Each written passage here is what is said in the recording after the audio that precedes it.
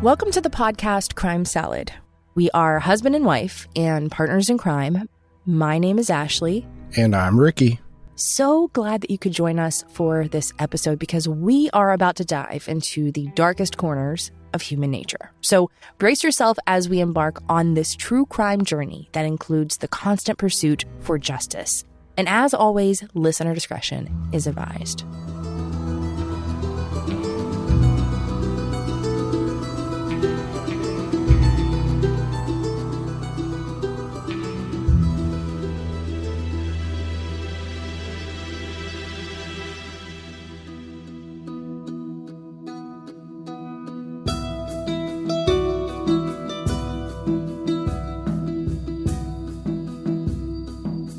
Because HaLeigh Ann Marie Cummings was reported missing and in danger, the Florida Department of Law Enforcement released an Amber Alert in hopes that someone local will recognize this 5-year-old girl who seemingly vanished from her home on February 10th, 2009.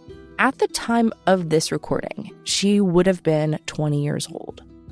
It was first confusing to learn that the 5-year-old was not asleep in her bed when the terrible discovery was made in the early morning hours around 3 a.m. Her dad's girlfriend, who was there watching his 2 kids, noticed the back door was left wide open. Was she kidnapped by someone who broke into the house? Or did she escape? In a situation like this, time is of the essence. Minutes can feel like hours. She didn't know what to do or where to look first, and it's late at night. In a Florida town, she knew this little girl was in immediate danger. This is a story of a missing girl, a number of sleepless nights, an ongoing, exhausting search against time, and a fight for justice that is still active today. So the family reported last knowing that she was asleep in her bed, wearing a pink Hannah Montana shirt inside the mobile home located at the Hermit's Cove in Satsuma, Florida, on the evening of February 9th, 2009. And at the time of her disappearance, investigators believed that she could still be in the same area, and they hoped to find her. HaLeigh was described as having a birthmark in front of her left ear, a 4-inch round birthmark on her lower left side of her back, and her ears pierced. Her curly blonde hair, brown eyes, and big bright smile had left the family in disbelief ever since. Okay, so you said 2009. So that's 14 or 15 years since she went missing. So what, that would make her 19 or 20, something like that today? Yeah. I mean, her features could change so much in that time. I feel like it would be really hard to identify her. Yeah, I mean, they still have the 2 birthmarks to go by, but you're right. Like, her hair color could change. Things could change. Now, they did update her missing persons flyer with an additional photo of her, of what she would most likely look like at the age of 12 years old in an age-progressed photo. So she went missing when she was 5, but now they're showing a photo of what she might look like when she was 12? Yeah. Have they done that for what she might look like when she's 19 or 20 or? That's the latest that we have on that. Okay. It's interesting, you know, with all the advances in AI and even like Snapchat, you get to use the aging filter and things like that. I wonder if they've advanced with technology for these age-progressed photos. If it hasn't already, it's definitely going to help. Yeah, for sure. With these pictures. So that is really cool. We'll have to look into that. Maybe do like a little side salad. Yeah.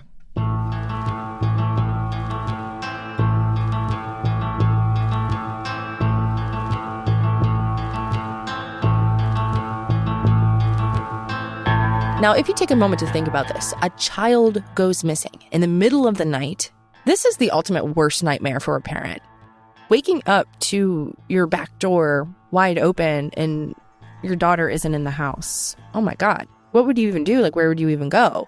So this case happened in Florida, the Sunshine State, surrounded by the Atlantic Ocean, made up of a variety of ponds, lakes, and rivers, and wildlife.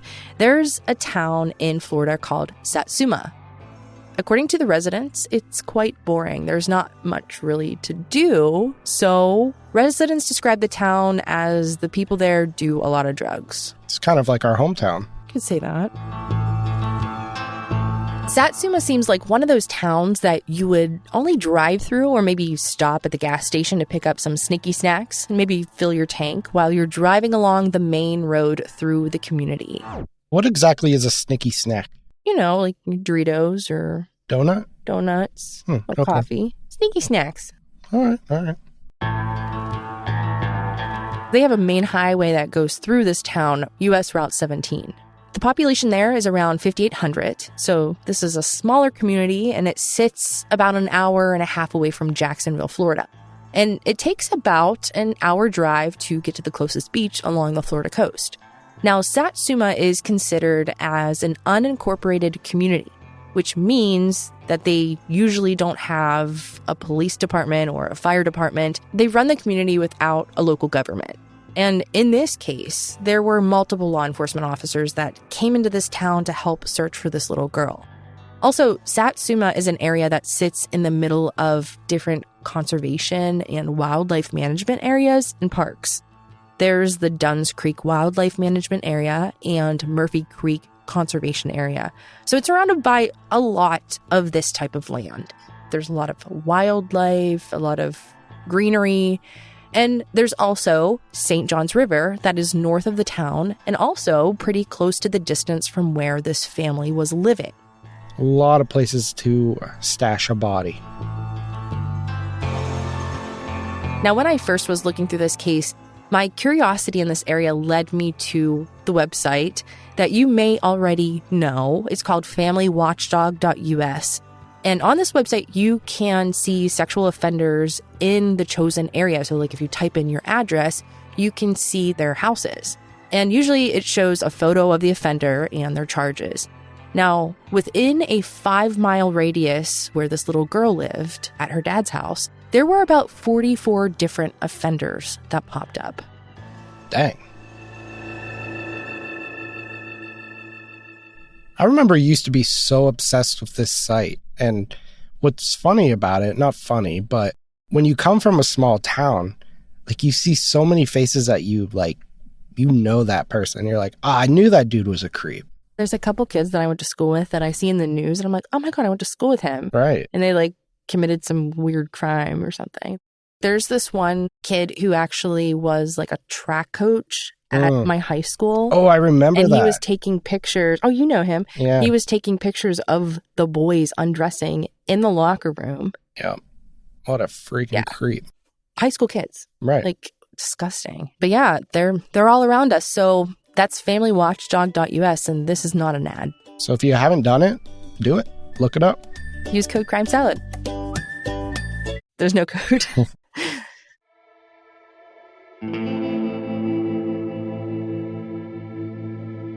Well, anyways, while I was on this website, I actually found a red dot that would be a sexual predator very, very close to the address of this little girl's house. And the name is Timothy Randolph Lukakis. Now, before I knew anything about this case, I searched up his name in Google, and he was questioned by the police regarding her disappearance. Now, we'll talk more about him once we get further into what the police found and their search. But let's first cover HaLeigh Cummings' family's background. So in the late 1990s, Ronald Cummings and Crystal Sheffield met and they began dating in Leesburg, Florida.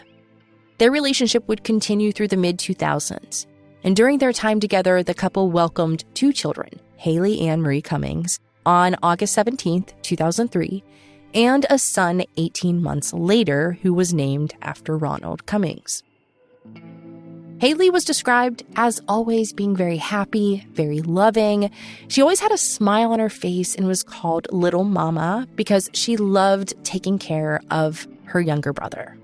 Now, in 2005, Ronald and Crystal, they split up. And the custody battle that ensued caused the two to throw accusations at each other. The Florida Times-Union reported that Ronald argued that Crystal used cocaine and wasn't responsible enough to care for the children. And Crystal argued that Ronald was a known drug dealer and was a violent and impulsive man. In the end, the judge gave Ronald full custody because his job could possibly lead to benefits like health insurance. which in the judge's eyes, that was better than Crystal's job situation, which was unemployment. Crystal moved onto her mom's farm in Baker County, Florida, which is near the Florida-Georgia border, and she saw her kids every other weekend. By the Georgia-Florida line. I always hate custody battles like this. Like, they get so freaking messy. Yeah, it can get messy. It can also be hard on the kids.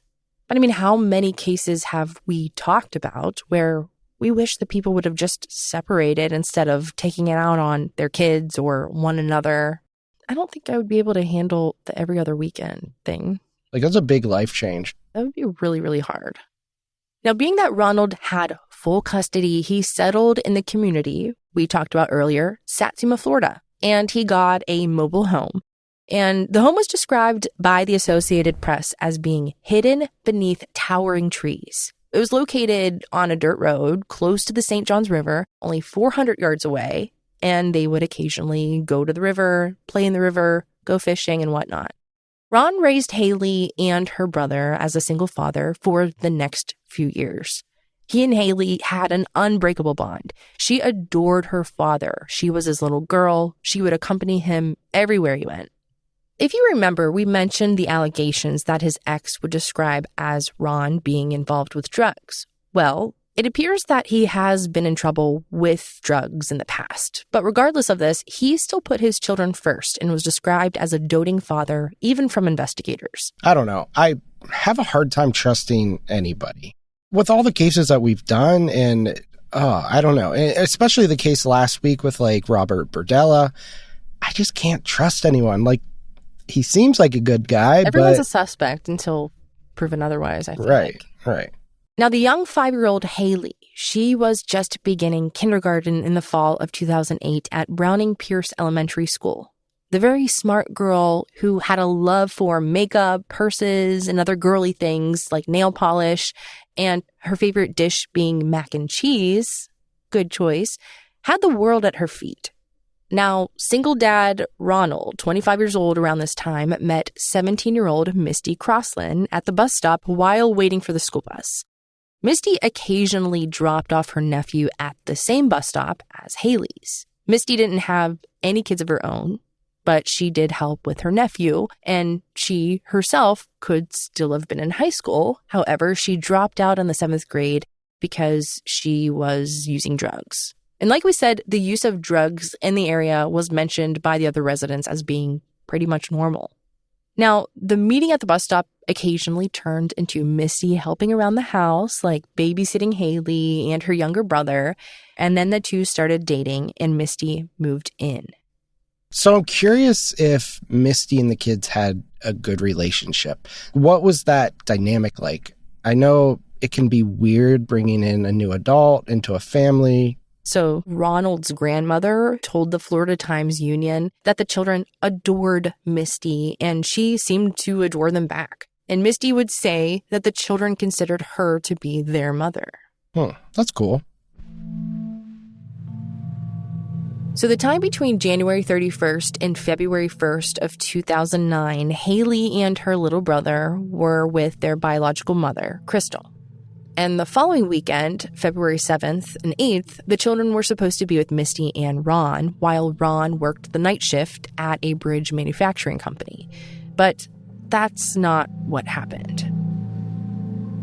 Before the weekend began, Misty and Ron got into a big argument, and Misty left. She didn't come back until the afternoon hours of February 9th, on that Monday. And this made Ron angry because he was relying on her to watch the kids so that he could go to work. But she didn't answer her phone all weekend long. And according to the Florida Times-Union, during this time, she went to a friend's house on a, quote, drinking, drugs, and sex bender. Wait, so who watched the kids then? So Ron ended up asking his grandmother to watch them. So after Misty partied all weekend, she decided to come back around on February 9th. With Ronald having to work, Misty agreed to watch the kids for him. Now, only Misty knows what took place after Ron headed to work in the early evening. It appears that Misty was at home around 7:30 p.m. when Ronald's grandmother made a visit to the home. bringing back the clothing that had been left behind at her place after watching the kids all weekend. Upon arrival, the grandmother discovered Misty, HaLeigh, and HaLeigh's little brother enjoying a meal on the porch. The Florida Times-Union reported that while Ron was at work, he tried calling Misty 20 times to check on the kids, but he couldn't get a hold of her.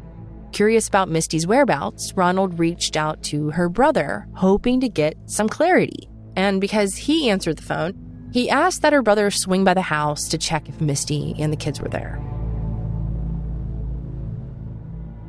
I don't know. If I'm calling double digits and I can't get an answer to check in on my kid, I'm freaking out. But it was probably like a flip phone in 2009. Really? 2009? iPhone was out, but not many people would have had it. That's true. Anyways, this did really bug him because he's at work and it's late at night. What could be happening? I mean, the kids should be sleeping. She is probably like sitting on the couch or watching a movie. Why aren't you answering your phone? Right. Not much was going on around this time, supposedly. So right now, Ronald, he's at work and he's unable to get a hold of Misty. So he phones Misty's brother, Tommy. And Tommy, he comes up with two different sides of the story. So this is where things kind of get a little foggy and suspicious. The first story is that he stopped by and he and Misty smoked a joint together at some point in the night, and the time was never specified. But that's his first story. The second story would be that he went to the house around 9:45 p.m. All the lights were off. He banged on the door, but no one answered. It's always weird to me when the suspects have multiple stories. Because Tommy says, oh, I smoked a joint with her or whatever. I don't know what time it was. But then he says, oh, yeah, I knocked on the door. It was completely black, no lights on. Immediate red flag goes up. Commit to one story. Like, that is so not believable. Yeah, and to investigators, the inconsistency in his story was an immediate red flag. So Ronald got home at approximately 3:25 a.m., and he enters the home and discovers Misty in a full-out panic. She couldn't find HaLeigh anywhere. Once Ronald got inside the house, Misty dialed 911 at 3:27 a.m., and she said, quote, I just woke up and our back door is wide open and I can't find my daughter. The dispatcher heard Ronald yelling HaLeigh's name while Misty was on the phone. As minute by minute passed, Ronald shouted in a panic for the police to get there now, and the dispatcher assured him that they were on their way. Now, while they had Misty on the phone, the dispatcher's questions were cut off when Ronald grabbed the phone and said, quote, I need someone to get here now. I just got home from work. My 5-year-old daughter is gone. I need someone to get here now. I'm telling you, if I find whoever has my daughter before you do, I will kill them. I don't care if I spend the rest of my life in prison. You can put that on recording. I don't care. End quote.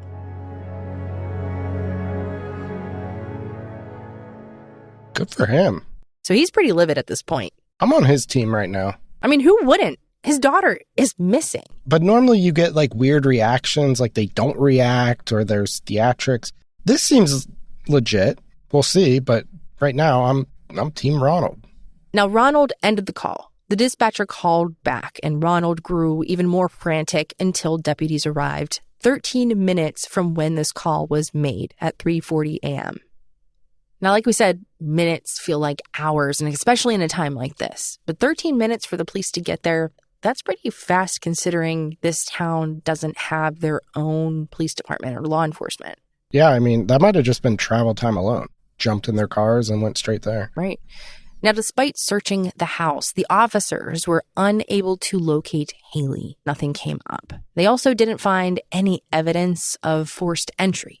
Police became concerned when they saw a gun on the kitchen counter, which they learned belonged to Ronald. And he happened to be carrying it around with the intent to kill anyone who took his daughter. So this was a gun that he had like concealed carry type, and it just so happened like when he got home he put it on the counter? Or was there a 5-year-old in the house with like some random loaded gun? He was using it for protection for his daughter. Gotcha. Now, further into the investigation, they found what appeared to be HaLeigh's blankets that would be on her bed when she was sleeping. And these were found on the back porch, which was more like a ramp rather than a porch.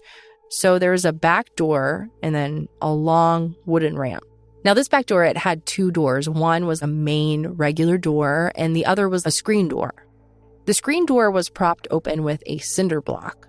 And this is the location where Misty told the dispatcher that the door had been left wide open. She never mentioned finding her blankets on the ramp, which maybe she was in shock at the time. She didn't have time to think about it. There was one smaller blanket that was close to the cinder block and a larger blanket and maybe a sheet, it looks like, that was gathered together in the middle of the ramp. So it's like drop, drop. Like planted there, maybe. It kind of seemed that way to investigators like later on, like once they started putting the pieces together. Now, this is a rural area. It's pitch black outside. The residents and nearby neighbors had a generous amount of land between them, about 100 feet in between. It wasn't like, your typical mobile home area where they're packed in like sardines. And being that it was dark outside, you wouldn't be able to see anyone within distance from you. It would be dark. We're talking 3, 4 o'clock in the morning at this point. And being that it's so dark, it seemed so unlikely that a 5-year-old would have wandered off. And especially because their home was surrounded by like bushes and greenery and things like that. So there's no reason for her to go outside at this time of the day. There's a lot of weird animals out there. So it really appears that somebody abducted her. So officers, they sit down with Misty and they ask her what happened. She stated that she put the children to bed at approximately 8:15 and that both of the children were placed in the king-size bed that was situated in their main bedroom. Misty recalled that HaLeigh was wearing a pink Hannah Montana shirt to bed, and Misty recalled tucking HaLeigh into her bed with her blanket. And from there, over the next few hours, Misty relaxed, she watched some movies, she cleaned up the house a little bit, and then after a while, she joined the kids in bed after around 10 p.m. She recalls waking up around 3 a.m. on February 10th to get a drink of water. And while she did this, she noticed that the back door off the kitchen that led outside was propped open with a cinder block. So it's wide open, 3 a.m. She went back to the bedroom and realized HaLeigh wasn't in the bed. One thing that's sticking out to me right now is that her brother claimed that he went over there. Well, one of his stories, that he went over there at 9 p.m., knocked on the door. No one answered. Right. But now she's saying she didn't go to bed until 10. And was just like hanging out in the house, cleaning. Assuming the trailer is not that big, assuming she's in the living room and the kids are sleeping in the bedroom, that door's got to be like 10 feet away from her. Right. That's different. What do you think about Ron calling over 20 times around this time? Well, that too. I mean, a cell phone is your lifeline. I can't travel back to 2009 and remember what it was like having a non-smartphone, assuming that's what she has, but that phone has to be near you. Right, there's nothing much else to do. Right. The kids are sleeping, so it's kind of like your time to like hang out and relax. Right, and it was probably like a Kanye West ringtone, blaring loud. So at this point, something's not adding up. How do you not hear your phone ringing at least 20 times? Why didn't she call the police when she discovered HaLeigh wasn't in the home? And not to mention, they're laying in the same bed, so you don't hear anyone getting up. You don't hear anyone coming into your house. There's just so many questions. And the police ask the very same question. Why didn't you call 911 sooner? Why did you essentially wait until Ronald got home to call at 3:25? According to her timeline, 25 minutes later. Well, she explained that she spent the time looking under the beds. For 25 minutes? Yeah.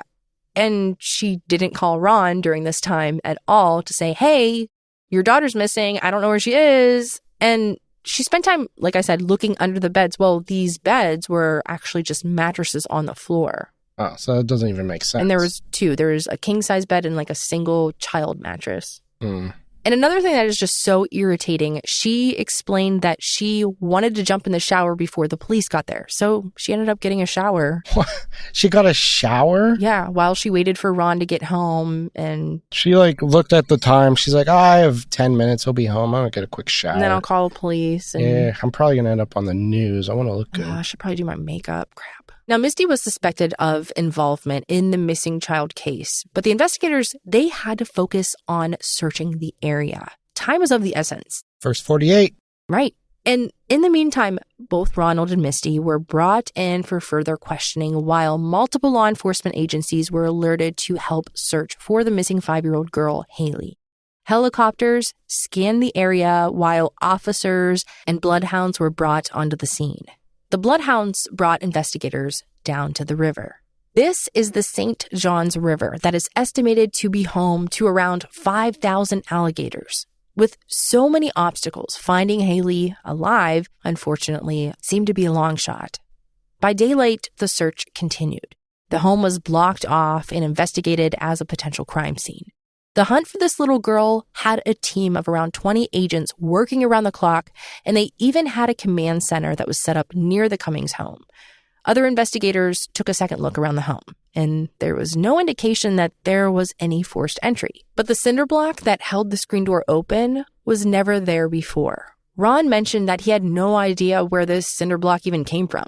Investigators took a look the outside of the home, and they found an indent on the ground that gave investigators the idea that someone had removed this cinder block where it was, and it was located originally by a water tank outside of the home. So it's almost like this was a prop to set up a scene. And in the middle of the night, you know exactly where this cinder block is. Yeah. And it was pretty much buried in the dirt, like halfway, so it's got to be like a little hard to lift up out of the ground. But what did she say? Did she say that, oh, we use that all the time? Or did she have any type of explanation? Well, she said, I don't know where it came from. Now, they hoped to find touch DNA from this cinder block, and they did find a small amount, but it wasn't enough to determine whose DNA it was. There was also a smudge of blood on the side of HaLeigh's mattress. It was more of like a smear, like maybe if you had a scratch or something. And it appeared to be her blood. However, it wasn't confirmed that it was from this same night, so they had no proof of that being the case. So it's hard to prove. Right. It could have been bloody nose. It bloody could have been nose. anything. At the age of 5, I mean, it's hard to tell. They took different DNA samples all over the house, fingerprints on light switches. Now, what makes this complicated is if Misty was involved, her DNA would be all over the place, on the light switches, everywhere. She lived there. But at the same time, there could have been entirely new DNA that could help these investigators find whoever did this. Now, the investigation, they even took the drains from the shower and the sink in the bathroom out, and they examined those. And they did find small amounts of blood in the drain pipes, but it wasn't enough to make a match. Now, the house, it didn't have any smell of bleach or cleaner, so it doesn't appear that there was a brutal, massacre in the house. Right. But it also didn't seem like they cleaned up a crime scene or something. Like, nothing happened in the house that they could really find other than the blood on the mattress. See, that makes me think sex trafficking or prostitution, something like that. Yeah, and that's actually one of the theories of this case is, could that have happened? According to Crystal, Ronald was a drug dealer, so it very well could be something like that. Now, by 9:30 a.m., after working tirelessly for hours to find any trace of this little girl, the FBI was brought in. As this was an open investigation with a few loose ends, authorities told the media that it was too early to tell if a stranger had kidnapped HaLeigh or if she wandered off into the night. Nothing was said about the suspicion surrounding Misty at the time because this was all being looked into very closely. Even though both her and Ronald were released from the interview at some point, the authorities said, quote, "At this point, all we know is that we have a missing little girl."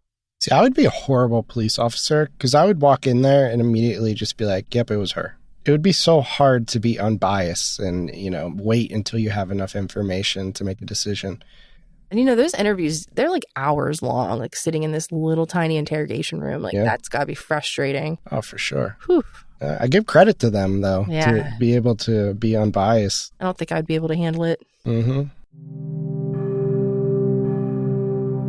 So the community, they were on the lookout for this 5-year-old young girl. And there were checkpoints set up at the entrance to the neighborhood so that every vehicle leaving the area would be searched. Before the day was over, HaLeigh's parents, Ronald and Crystal, spoke to the media. Ronald begged for the return of HaLeigh, while Crystal stood by him holding a portrait of HaLeigh. Both were in tears. They felt in their heart that HaLeigh wouldn't have just wandered away. They both agreed that she was afraid of the dark, so this wasn't something that she would likely do. And they just wanted their baby home. They were completely heartbroken, and they believed that she was abducted. Ronald and Crystal were ruled out as suspects very quickly. Crystal was in Baker County the night of the disappearance, and Ronald was at work. He physically had to punch in and out. As far as Misty, well, it wasn't looking so good for her. The next day after the Amber Alert was issued, February 11th, 2009, the search efforts didn't back down. In fact, 150 officers from 20 different agencies were actively searching. Investigators went from door to door to interview neighbors and search for any evidence, but no one heard or saw anything that occurred on that night. Family members were also being interviewed. Misty, person of interest, suspect number 1, was brought in for a second interview. And she changed up her story a little bit. This time, she went with, HaLeigh went to sleep on the small mattress on the floor. This mattress would be just a few feet apart from where the king-size mattress was, which was also on the floor. So there wasn't a bed frame or anything like that, just mattresses. According to investigators, her stories were suspicious because they seemed to always change just a little bit, and they also seemed a bit rehearsed. Well, yeah, she probably went home and thought about the kids being in the bed and how that didn't make sense. So she had to change up the story. Shit. Wait a minute. I don't think she was laying with us. I think she was. Well, actually, when I think about it. Now, it doesn't seem like a big change in the story, but it's just that she changed the story. But also her brother changed the story too. So brother and sister. Right. And like we said, she was busy looking under all the beds. Doesn't make sense. She was high. And she got a shower. How many beds are in this damn house? Now, my side of the family has a trailer, and we use it as a summer camp. And just from experience, you can hear all the movement in this small space. Like, if you're walking down the hallway, you can hear someone coming. And if you're carrying a 40-pound 5-year-old, that aluminum door is going to squeak and sound off a cling so loud that the birds will fall out of their nests. That's pretty specific, but okay. I'm just saying that there's no way that if someone came into this home, you wouldn't have woken up, or they didn't trip over this pile of laundry that was in the hallway. Or even the knocking. Like, going back to the knocking, the brother said that he knocked forever. There's no way you didn't hear the knocking in a little trailer. No. Either Misty was high or she was in this deep sleep trance and she had no clue what was going on. I was thinking that too. Now, you remember that pink Hannah Montana shirt that HaLeigh was wearing before she went to bed? Yeah. That Misty was describing? Well, police recorded an interview with Misty walking through the trailer. And she described what happened the night that she disappeared. And while she's doing this, she stops at the pile of laundry in the middle of the hallway and she picks up the pink shirt, the Hannah Montana shirt that she described, and said, this is the exact shirt that she wore, and broke down into tears. But didn't she say that was the shirt she saw her in last? Yeah, so why doesn't she have it on? That's the question. Now, her story kept changing with slight variations. At first, she said that she got up to get a glass of water. Then she would eventually say to the media that she got up to use the bathroom. Even though it's not like a huge change, it's still something different. Mm-hmm. Something to keep your eye on. Okay, so with everything Misty's saying, she didn't just wander off then. Right. At this time, it was ruled out that HaLeigh couldn't have wandered away on her own. This was a possible abduction that they were investigating. So that's what the police now focused on. Right. On February 12th, the search continued. And if you remember earlier, we spoke about the local sex offender. This is when he and the other sex offenders in the area, more than 40, were being looked into, all within a 5-mile radius of HaLeigh's home. And they all ended up cleared. Timothy Randolph Lukakis got attention in the media a few times because he was actually arrested shortly after HaLeigh went missing. And this was because his GPS monitoring indicated that he was outside of his home zone around 10 o'clock during this time, like during the abduction. So He was arrested, like, hey, it was you. But then once they looked further into the investigation and they searched his home, he was ruled out as a possible suspect. Got it. Sorry, Mr. Kankle. So that box is checked. There's no sex offenders in the area that were suspicious. So back to Misty. So let's focus more on Misty and her stories. By the 17th of February, now days into the search for HaLeigh, sadly, authorities made the decision to scale back their search for HaLeigh. It was leading to an investigation that would be focused on tips coming in. And by the next day, 1,200 tips came in. One of those was a tipster that said Misty didn't tell authorities the truth about where she was the night HaLeigh disappeared. Oh, she might not have been home. Possibly.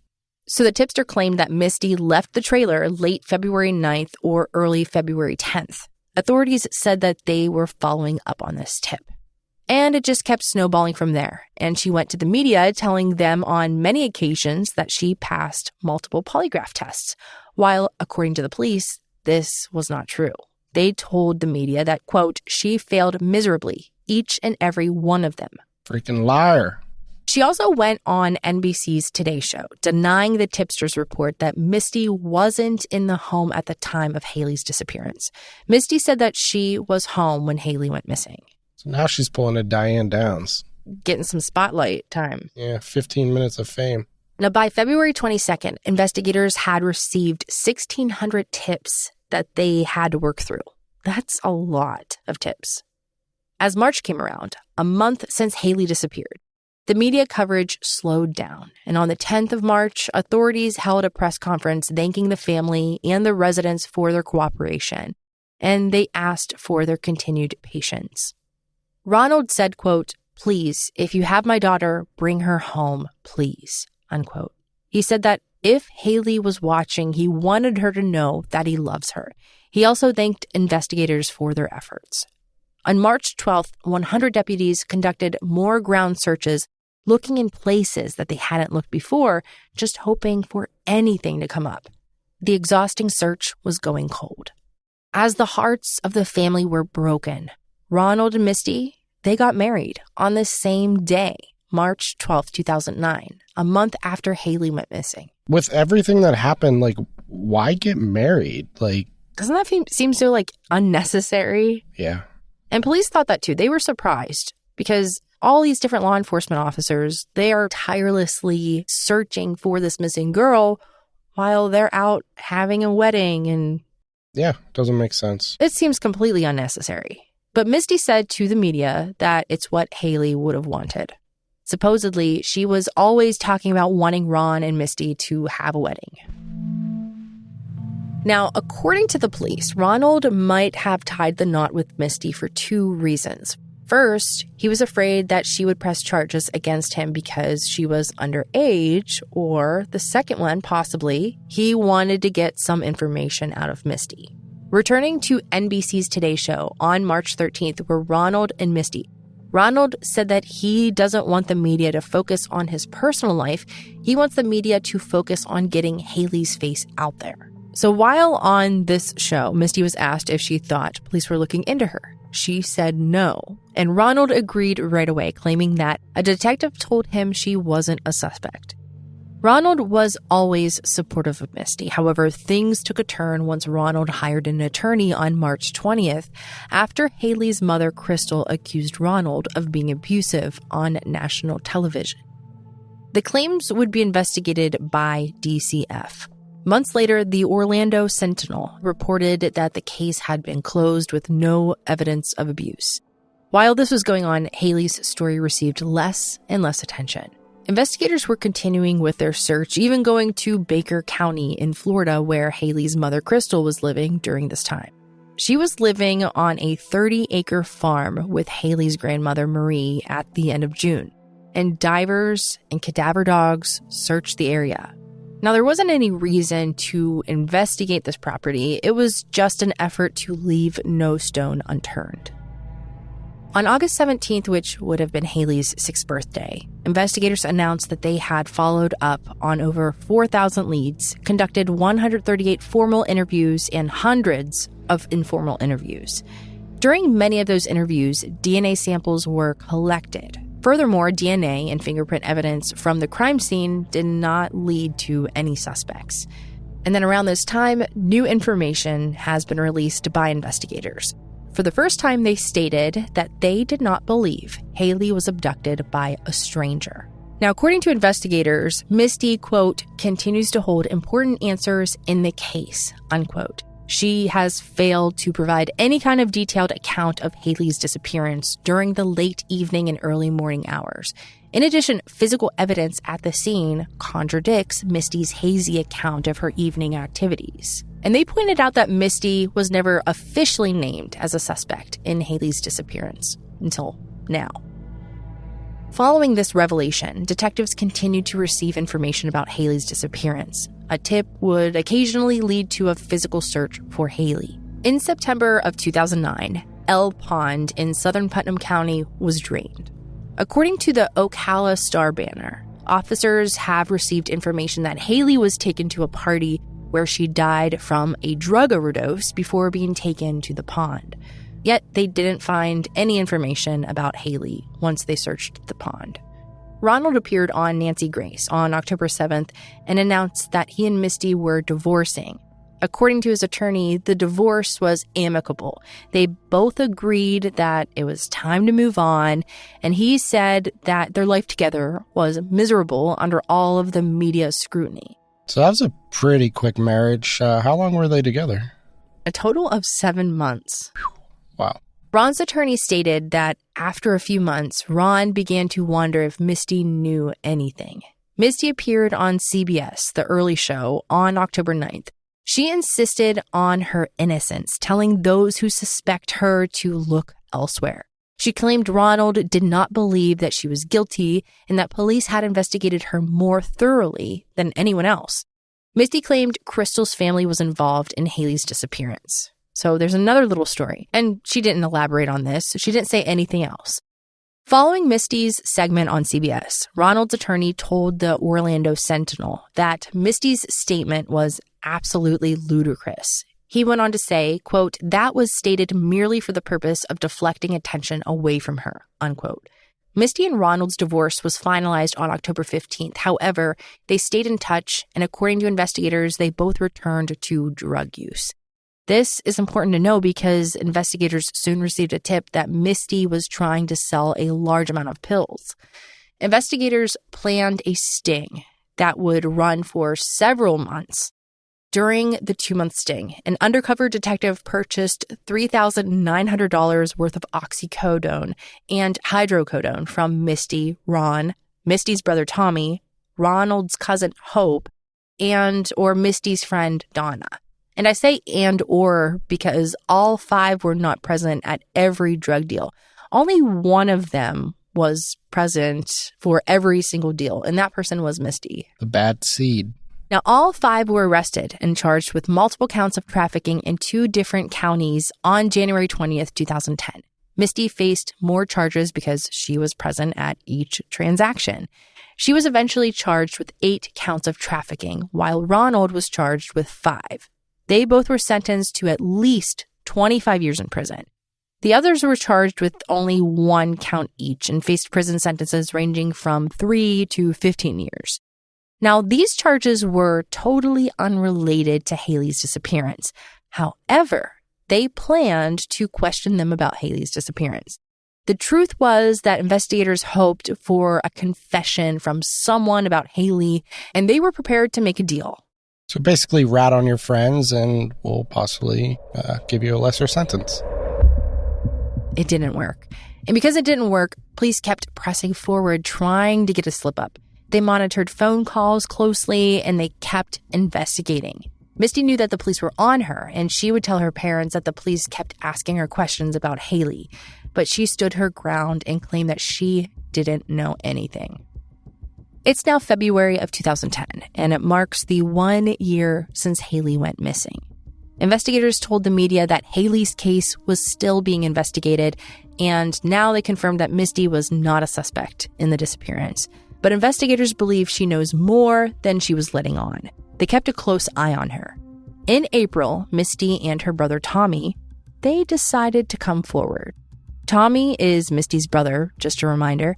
And if you remember, these two, they seem to come up with a number of different stories as to what actually happened.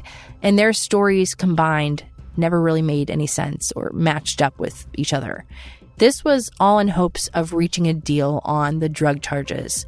Misty was looking at 25 years in jail over drugs. That's pretty steep. And so this is what they told investigators. According to their attorneys, on the night of HaLeigh's disappearance, Tommy said him and his cousin Joe Overstreet went to the Cummings home at around midnight, and he went there looking for a World War II-era machine gun to hunt deer. When they couldn't find it, Joe took HaLeigh, allegedly at knife point, who was screaming, and he put her in a black bag. Joe and Tommy then drove HaLeigh to a boat ramp on St. John's River. Tommy described HaLeigh limp and quiet while she was in this black bag. And he also said that she may have already been dead when she left the trailer. They tied a rope to a concrete block and lowered HaLeigh into the water and left.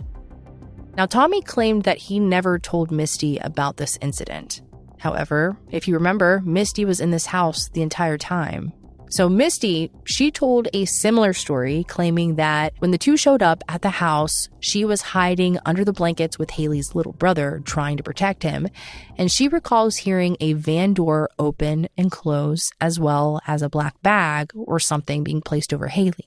She had no idea what happened next. But at the same time, if you're innocent, you would have called the police, or you would have done something when you saw that. Yeah, instead she made up a story that she was sleeping. Yeah. But at this point, she's keeping herself pretty distant from what happened, making sure that she was not involved. Why wouldn't she call Ronald in this situation? It just seems so weird. Well, especially because he was calling and calling and calling. She could have called him. She could have called the police. The police could have been on the lookout for a van. There's so much. Now, it is Misty's brother. She might even be trying to protect him in some way. And the whole gun thing just seems weird.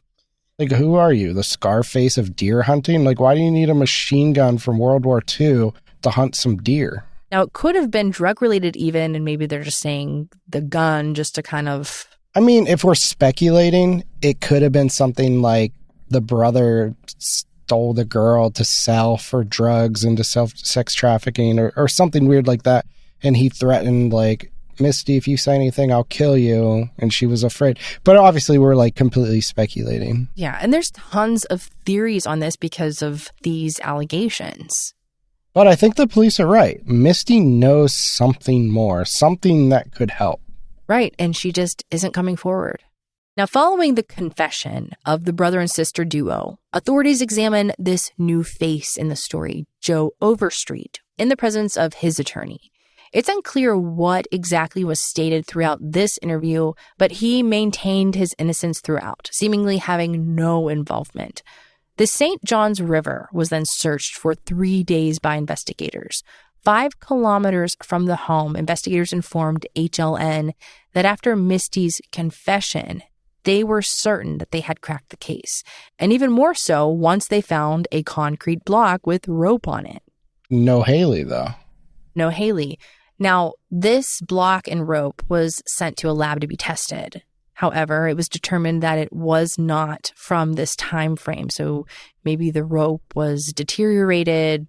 Could have been a makeshift anchor for a boat that fell out. It could have been something weird. Exactly. Now, according to the investigation, they announced, quote, over the past few weeks, information has been obtained by investigators that lead them to believe HaLeigh Cummings is most likely deceased, unquote. And they said that this is a very real possibility that HaLeigh died within their search area, which they're talking about the river. And specifically that area based off of the confession from Tommy, I assume? Yeah, exactly. So the public wasn't made aware of this. They were still looking into it. Mm-hmm.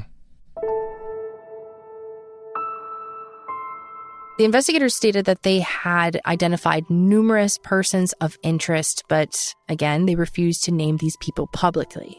They maintained that Misty was still the key to solving the crime. They took Misty to the river to see if she would break down and reveal anything else. And she did break down. She started to cry. Tears were coming down, but on her way back, she said, "Never mind. I'm not telling you the truth." Police were so confused. They thought for sure that she would finally break, but it seemed to only put her guard up. At this point in time, the police had put so much effort into getting to this point. And Misty, from that point on, never provided any additional information to investigators.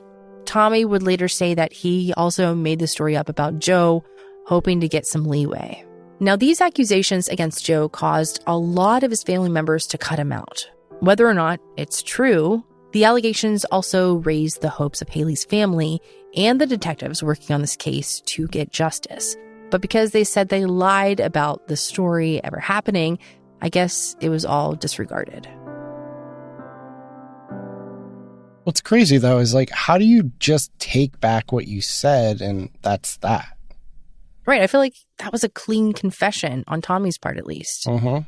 Maybe it was just a made-up story, but there's just so many things that seem to be true. There's got to be some truth to what they said. I agree, but we may never know.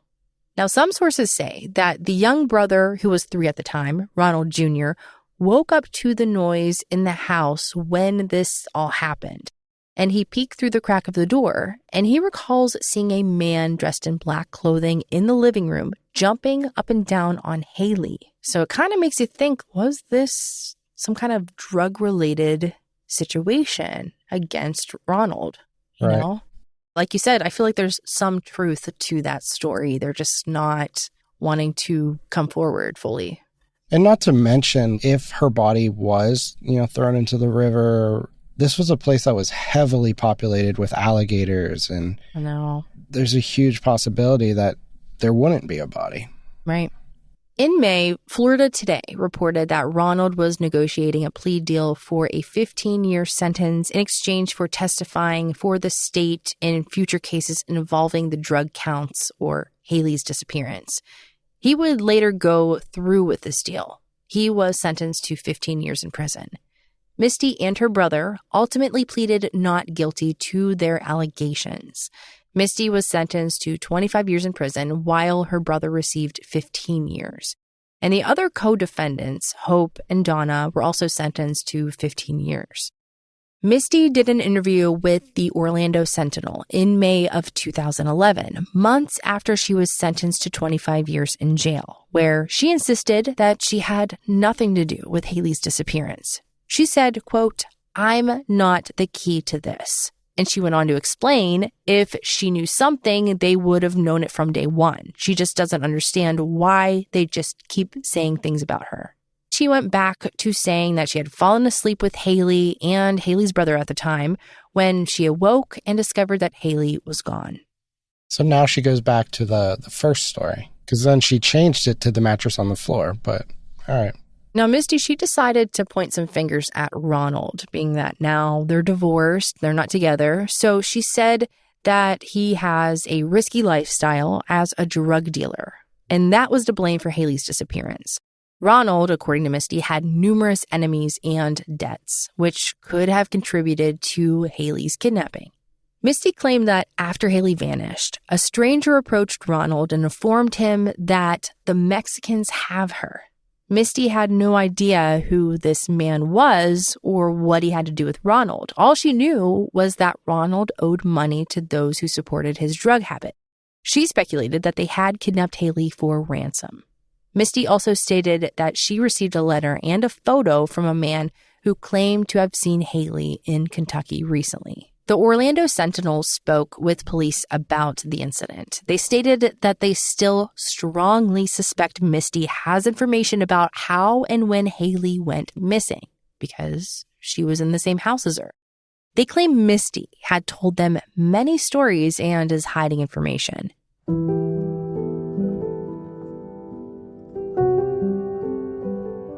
As the dust settled on the drug cases, coverage of HaLeigh's case slowed. HaLeigh's case was still open 10 years later. However, in 2019, it went cold. Former detectives who worked on HaLeigh's case discussed their theories with News4Jax. In 2009, Cummings' case was handled by John Merchant, a retired Putnam County Sheriff's Office detective. And he never believed that someone abducted HaLeigh in that home. He stated that several witnesses claim that HaLeigh was seen at a party hours before she was reported missing. This person came forward and said, quote, "I think that somebody gave the child some drugs or the child got some drugs accidentally and she died and people panicked and they had to get rid of the body," unquote. So according to this, it sounds like HaLeigh might not have even been at the trailer. Like she might have been at a party with Misty. Yeah. And does Misty feel some sort of guilt? It's just like a weird rumor for it to have no truth. Right. But same thing with the other allegations with the brother and the cousin. Yeah, for sure. But like I said, I mean, that could be some variation of truth because the brother could have been the one who picked up HaLeigh's body, put it in a black bag to dispose of it. Oh my gosh. Like it could have, and I'm completely speculating here, but what if she was at the party and this happened? There was an overdose of some sort. She takes the body back home. That's when the brother would have came over, put her into a black bag. The brother... Ronald's calling constantly like, hey. Yeah, and she's not going to answer. Oh my God, I'm not answering that phone. Are you kidding me? Right. Like, and then you have the 3-year-old who might have looked out and, saw this commotion over a black bag, not knowing what it was. But then, she's in the black bag. She's thrown in that van. Ricky, I think you just solved this case. Maybe. Seems like it. It does seem like it. It's just a hunch. It makes sense to me, putting those two stories together. You know what? That kind of makes me think, too. It's like all weekend, Misty was at these parties, drinking, smoking, doing whatever. So it's like, oh, now I got to watch these kids that aren't even mine. I guess I'm just going to take the one with me and the other one's just going to sleep at home or do whatever. Right. Maybe we're on to something. Ricky got that crime salad brain going. Those crime salad juices are flowing through his brain. Now, Misty, she still remains in prison. Her release date isn't until June of 2031. Now, unfortunately, that's the final information that we have on HaLeigh's case. She's still missing and the case has never been solved. HaLeigh was 5 years old when she went missing on February 10th, 2009, standing 3 feet and 3.5 inches tall and weighing only 40 pounds. We may never know what actually happened to HaLeigh, but until then, you can contact the Putnam County Sheriff's Office at 1-888-277-8477 if you have any information. There is a $15,000 reward available. Now, recently on Christmas of 2022, Ronald Cummings, who recently was released from prison, ended up arrested when he crashed into a street sign. His car was still running and in gear, and he woke up and attempted to drive off. And he appeared extremely intoxicated with a bottle of Hennessy in his lap, and the police showed up and they confronted him. So when police attempted to detain him, because he was obviously drunk in public behind the wheel, he tried to grab the officer's gun and was pulling on it. So now he faces the following charges: battery on a law enforcement officer, resisting an officer with violence, trafficking amounts of oxycodone, possession of a controlled substance without a prescription, obstructing police by depriving means of communication, and also a misdemeanor marijuana and Panera possession. You had a sandwich. And also a misdemeanor marijuana and paraphernalia possession. He's also lucky he didn't get shot. He's grabbing his gun. I kind of have a feeling that he wanted to go back to prison. Like he lost his daughter. He's been in prison for, 15 years? That's interesting. So there you have it. There's a lot of different theories on this case as to what could have happened. Some believe that maybe it was jealousy, being that Ronald paid more attention to her than Misty. And some believe that Misty's brother and cousin were out to get revenge on Ronald because of something related to drugs. But whatever the case may be... Yeah, I hope the family gets closure. I really do too. It's horrible. I hate cold cases. So, maybe it will heat up and we'll get some answers. Maybe you solved the case, Ricky. What if you did? I highly doubt that, but hey, maybe. I'm going to send it to the Putnam County Police Department. Maybe I'll get a gold star. They probably won't even listen to our episode. Maybe they'll send me one of those plastic sheriff badges. You wish. Also, if you're loving Crime Salad in this new direction, make sure you leave a 5-star review on Apple Podcasts or Spotify, wherever. You know, hate often speaks louder than love. We need some love, please. We do. We need some love. So fill up our little salad bowl because we hungry. We hungry.